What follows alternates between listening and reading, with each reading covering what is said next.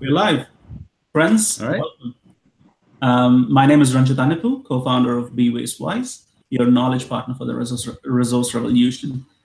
Sorry, let me say that again. So, co-founder of Be Waste Wise, and Be Waste Wise is your knowledge partner for the resource revolution. Welcome to Pioneers and Changemakers. This new initiative is a weekly series of 30-minute interviews with some of the best minds in circular economy, sanitation, wastes, and resources management. Now, there are a lot of problems in our world, but not enough leaders. So in this program, in addition to learning what people are doing worldwide, you'll also learn how they implement solutions, how they chose between alternatives, and why they began their journeys. This program builds on our annual program, the Global Dialogue on Waste, and our knowledge partnerships with the Asian Development Bank, the International Solid Waste Association, and Waste Aid UK.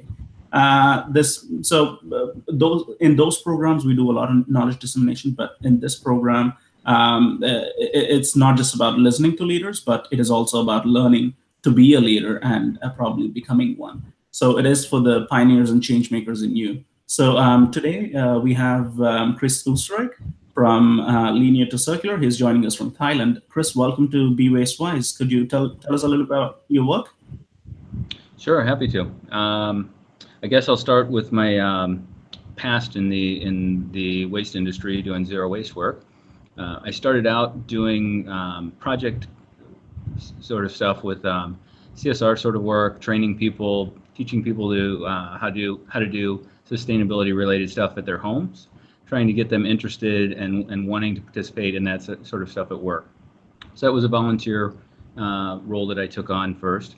And then I moved into a zero waste role for Albertsons and SuperValu in the US. That's a large grocery chain. We had about 1,600 stores at the time. And it was my job to get 90% or more of the waste out of the landfill. And it was a really interesting challenge because those stores were all across the US. And stores that were in the Northeast had challenges and opportunities that were very different from the ones in the Southwest. The climate was different. The services that were available that were different. The mix of food that was sold in the stores was different. So it was really interesting trying to figure out how to make that work in all these different contexts. I did that for about 4 years. We kind of reached a plateau in that platform where it was just sort of okay, go ahead and maintain what you've got. And that wasn't too interesting for me. So I decided to make a leap with my family. And we moved here to Thailand because I'd been coming here many years. My spouse is from here, and I had seen all the challenges, waste-related challenges that were here, and I wanted to see if I could roll up my sleeves and try to help make some positive changes here. Joined the university, Thammasat University School of Global Studies. We teach stuff around social entrepreneurship, social enterprise, and sustainability. So I get the chance to work with young people who are really excited about working on these problems. And then I also get to work on interesting projects on the side and trying to do similar work to what I was doing in the US in a very, very different context here in Bangkok. So lots of interesting challenges here. Great. Could you also talk to us about your publishing work and all your writing and academic work? Sure. My writing, I guess I started writing around sustainability type stuff, basically the same sort of stuff that I do with the work. Eventually, I kind of branched out from that to more broader, just the wicked problems, all the really nasty challenges that humanity is facing.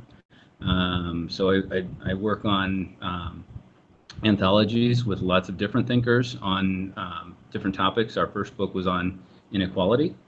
Our next one will probably be on democracy with all the interesting stuff that's going on around the world. And then the one after that will probably be on climate change and how to figure out what can we do to change what we're doing and make a real difference there. So, yeah. Great. I mean, there are a bunch of reasons on why I think waste is a wicked problem, but what are your reasons? I mean, why do you think it's a wicked problem?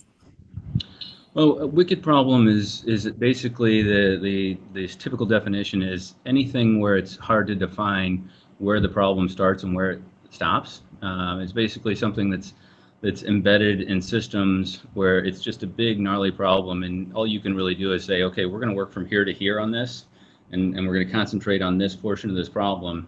But it's a giant systemic issue that we couldn't say we're going to solve poverty for the entire world with this one project, but we might solve poverty within this one region or within this one community with this project that we're going to do. So it's defining an issue, defining a population, and then working to try to improve circumstances.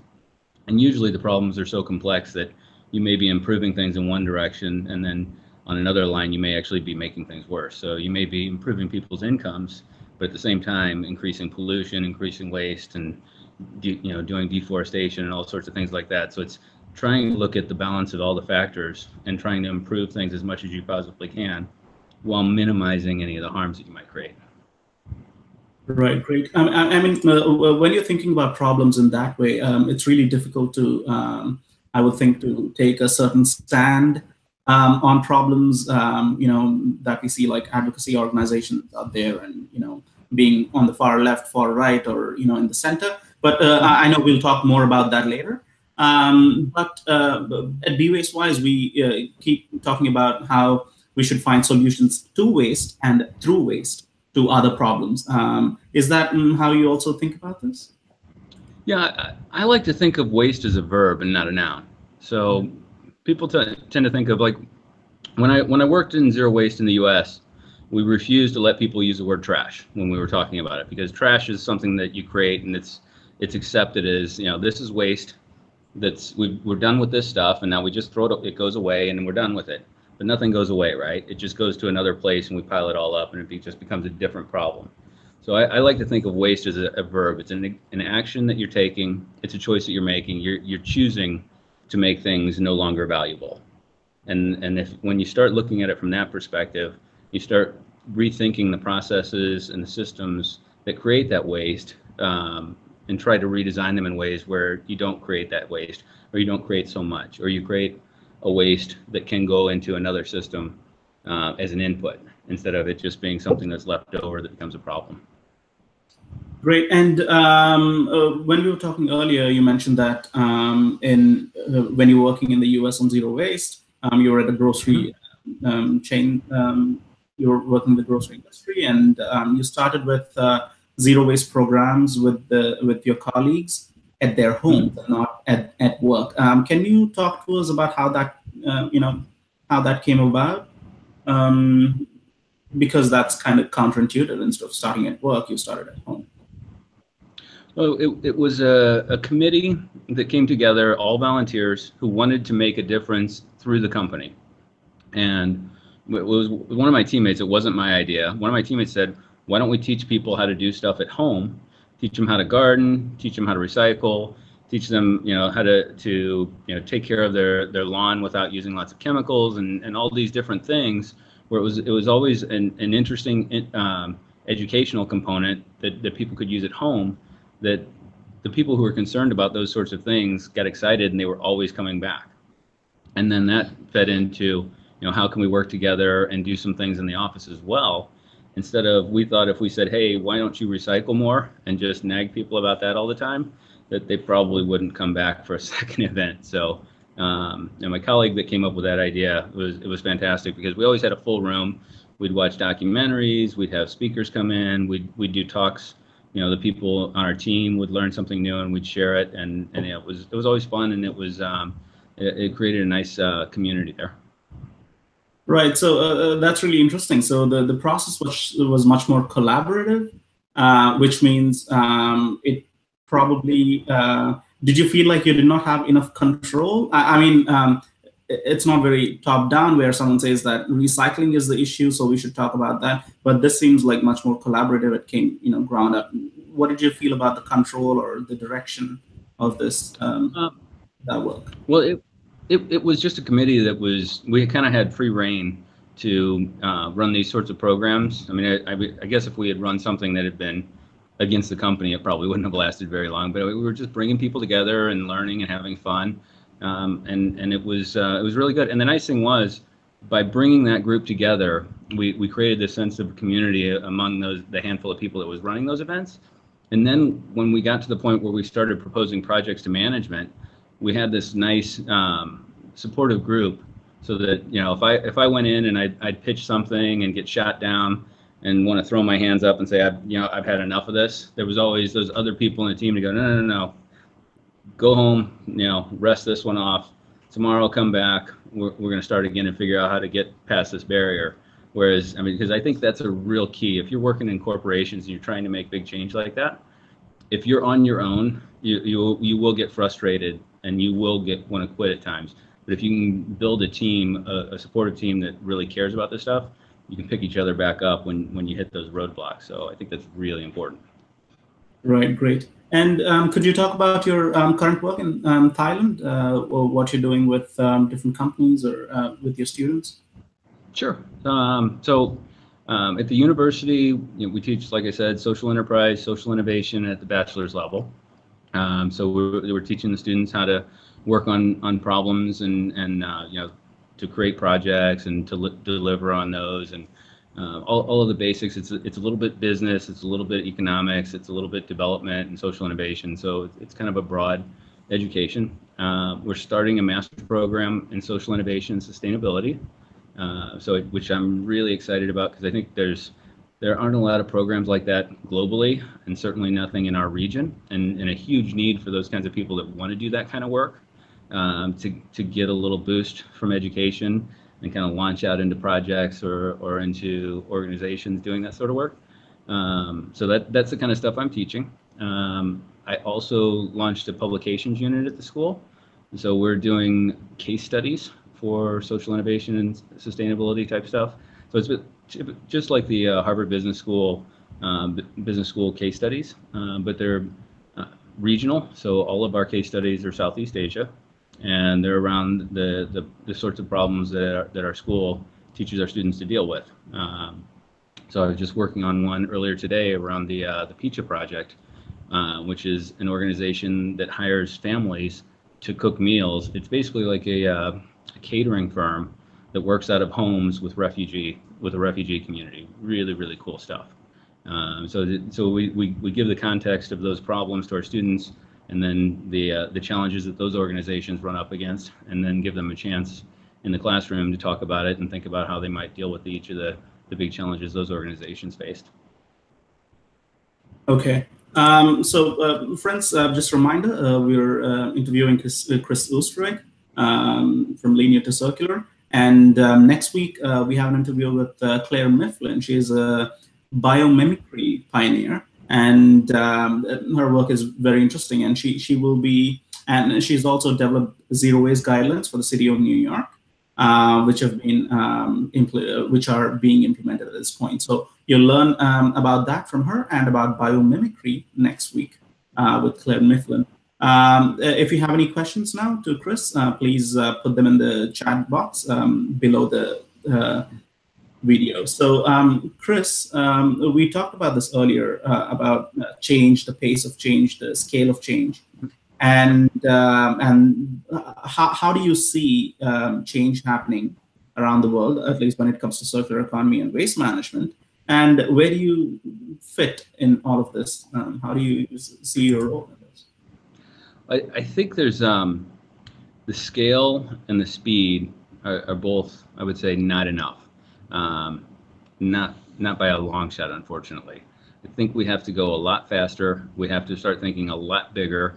When I look at things like, you know, the SDGs, they kind of map out everything that all the countries in the world agreed we should be doing. And if we did everything that was on those lists, at least in terms of like climate change, we would make a small dent, but we wouldn't be taking things where we need them to.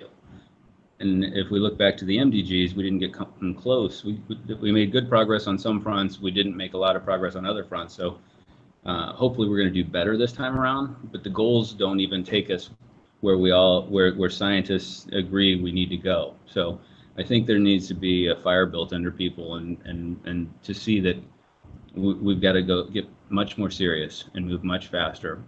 And unfortunately, it seems the only thing that's going to do that is some major event. You know, a major ice shelf is going to break off of Antarctica or something like that. You know, and the seas will rise a foot or something. It seems like short of that, everything is just taken in and we get used to it and we move on, which is kind of depressing. But I try not to worry about that and just try to focus on doing as much as I possibly can. What's the role you play? How do you see yourself?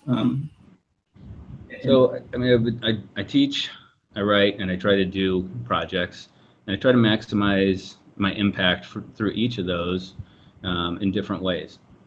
In my writing, I'm trying to help people see things from a new perspective, trying to help them see the way I look at the world. And I'm not asking them to agree with me, but at least to say, okay, you look at it from here, I look at it from here.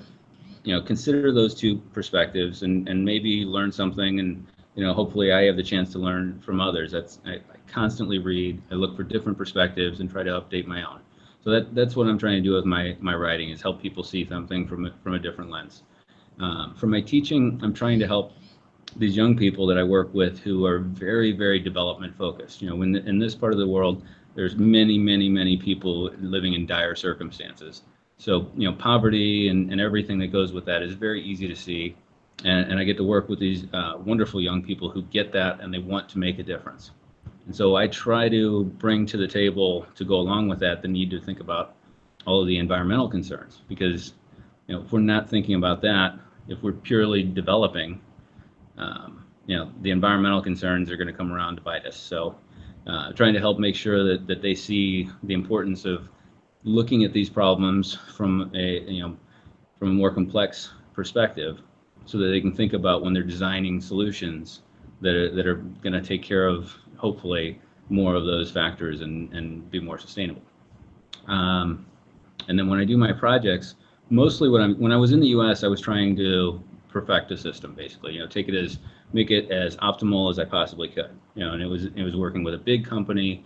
We had lots of resources and we had lots of opportunities to test and tweak and get things right. Here, it's more of proof of concept, proving to people the viability of doing this sort of stuff. You know, when I'm dealing with business people, you know, a lot of business people are going to be looking for, you know, what's in it for me, what's the financial return. So I have to go out and do like a test project, get somebody to buy in to go and try something out, and then show them that yes, this is not going to cost you money. This is actually better for your business to do these things. You know, you reduce waste. You're not throwing away things of value. And that's where I spend a lot of time convincing people to try things, showing them how to do it, and then proving that the results are as I told them it could be. So that's what I'm working with some organizations here. We're doing a lot of food waste related stuff with hotels and other large scale food operations, because it's very easy if you cut down your food ordering by 10 or 20%. To show that, hey, that's straight to your bottom line. You didn't waste that money, and then all those resources are saved. So, right, that's what I spend a lot of my time on now. Great. So we have a question from Sam asking you to speak about the correlation between materials management, climate change, and poverty. But before you speak about that, could you tell us about again, how you think about the impact? You were talking about the ladder when we were discussing earlier. So could you provide us the context and how you think about it and how different people fit in the process of change?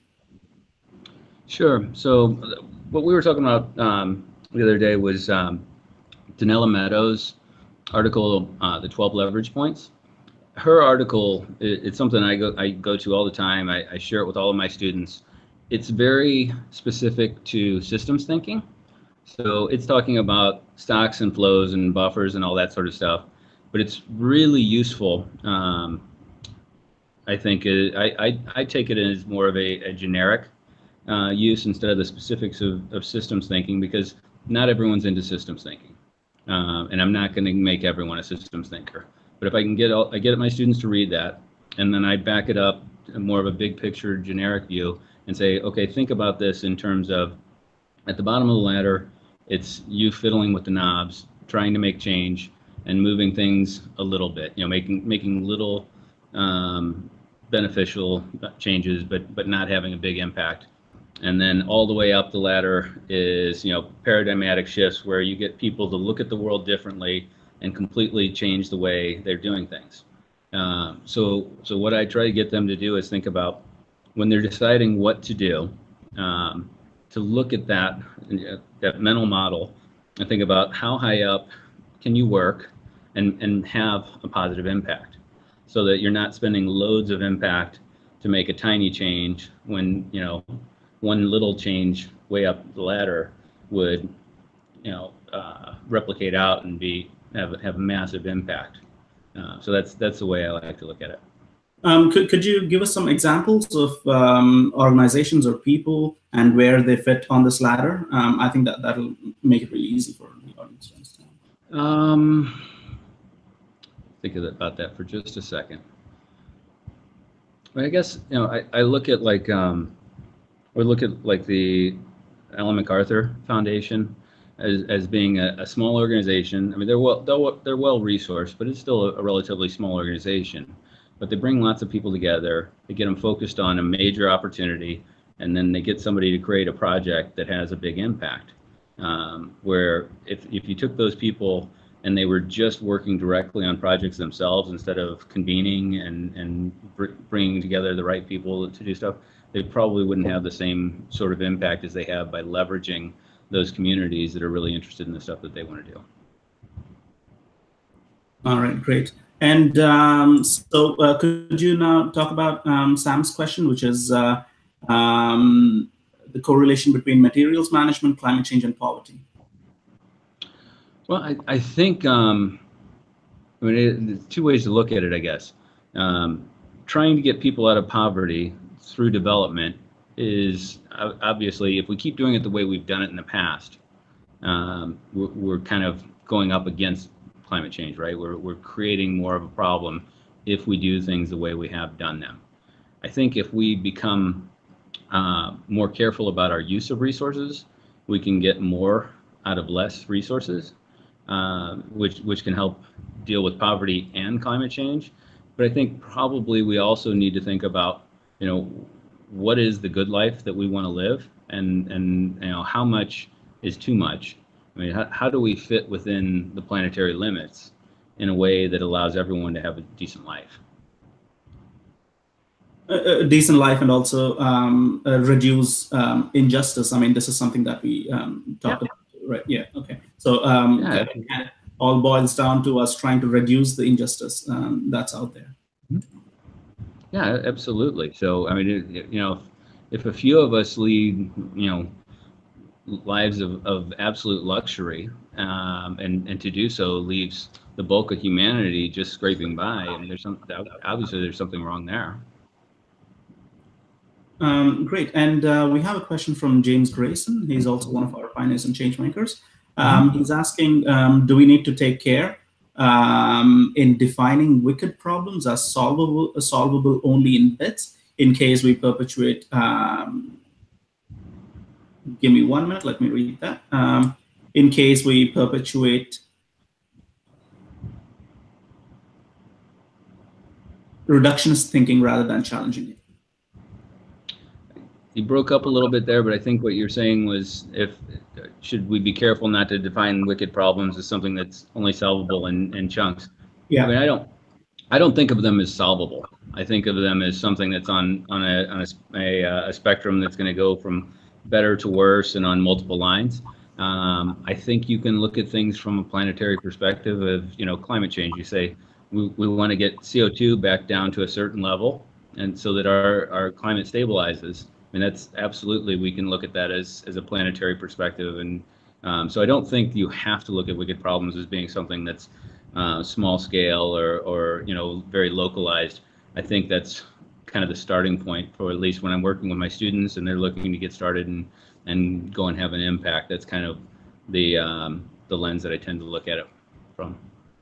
Great. And given that, I mean, in this entire discussion, your location in Thailand, given its poverty levels, given its urbanization levels, given its positioning in the ocean, I think it's an amazing place to be at and to create this kind of change. And since you're also working with students, I think that's one of the best ways to create long-term change. That's wonderful. And we have just 5 minutes, friends, so we're taking questions. Next week, you'll hear from Claire Mifflin. She'll be joining in from New York, and she's working in biomimicry, and she's also designed the zero waste guidelines for the New York City, which are being implemented right now. So Chris, could you tell our audience, the projects that you're working on, if you need any help on them, if you have any opportunities available that our friends here can leverage? Sure. Well, I'm definitely looking to build more of a zero waste ecosystem in Thailand and beyond throughout Southeast Asia. That was one thing that was really a big shock for me when I guess I should have expected it somewhat, but in the US, most of the services that I needed were there. I could pick up the phone, call 3 companies in a city and find one that would offer a service that was close enough that I wanted, and we could tweak it a little or whatever. Here, it's very hit or miss. A lot of the service providers are in the informal sector. So it's a challenge of trying to figure out how to work with the informal sector so as to not put them out of employment, and find the level of service that you need and the type of service that you need. There's a lot of interesting challenges. With China having cut off plastic shipments for recycling on January 1, plastic's piling up all over the world. And we need to figure out how to do a better job of taking those back in and recycling them. I saw something from the MacArthur Group, Ellen MacArthur Foundation earlier today. We're still only recycling 2% of our global plastics back in with virgin plastics as a clean feedstock. About 10% is being recycled and basically being downgraded. It's not coming back through as the same product again, and the rest isn't. I mean, it's shocking to me that it's that low of a number. It can't go on. Great. Thank you, Chris. Do you have any final remarks before we leave? Well, I tend to paint a pretty grim picture, not intentionally. It's just, you look at these problems, you start talking about them. It's very easy to focus on some of the negatives. There's an immense amount of good going on in the world. There's people who want to dig in, can make a difference. So I would say, don't take away the negatives from this. Take away the positives, the possibilities. The opportunities are everywhere, and you can either dig in where stuff's already going on and help, or you can go and create something on your own, because there's so much that needs to be done. So please look at it as an opportunity and put on your work gloves and come help. Right, great. I always try looking for positive stuff out there, solutions out there to share. But I think it's also extremely important for us to discuss the problems, because if you don't understand the nature of the problems, we can't just shut our eyes and then think, oh, it should all be positive. We're not responsible for that. I think it's important, just as important, to discuss the problems as much as it is to also look at the good that's happening out there. So thank you so much, Chris, for joining us. And friends, join us next week with Claire Mifflin. And with that, thank you very much. Thank you. Have a good night or a good day.